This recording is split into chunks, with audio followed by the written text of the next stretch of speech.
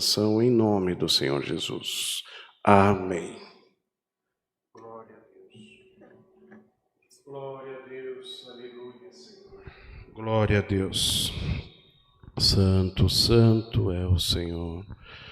Glória a Deus. Bondoso Deus e glorioso Pai, nos encontramos, Senhor, em nome do Senhor Jesus, Teu Filho, diante da Tua presença, Senhor, para que nós, aleluia, bendito seja Deus, possamos, Senhor, entrar em comunhão contigo, aleluia, te pedimos, Senhor, enche o nosso coração de fé, enche o nosso coração de esperança.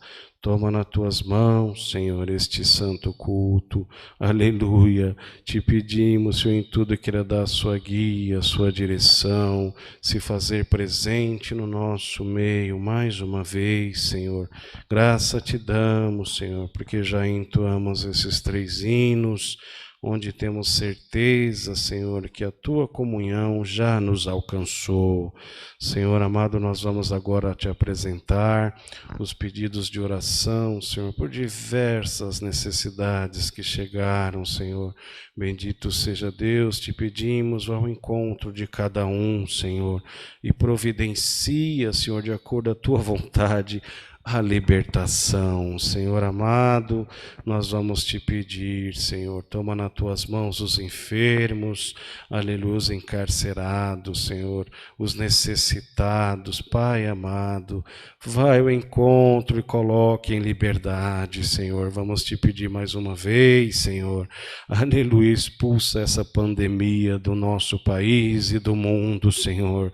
Toma nas tuas mãos, Senhor, as famílias enlutadas por conta que perderam seus entes queridos, aleluia, conforta o coração, Senhor, aleluia, nós vamos te pedir, Senhor, aleluia, por misericórdia, continua nos ajudando, nos abençoando, visita o coração de cada um, Senhor, que está assistindo agora a transmissão desse culto.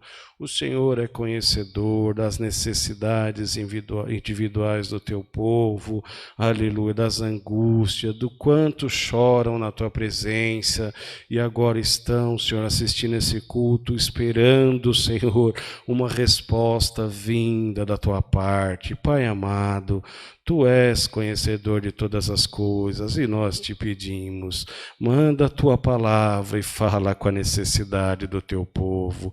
Senhor amado, Deus bendito, nós te rendemos graças em tudo, tudo te pedimos, em nome do Senhor Jesus, Teu Filho, o qual é bendito em eterno. Amém. Glória a Deus.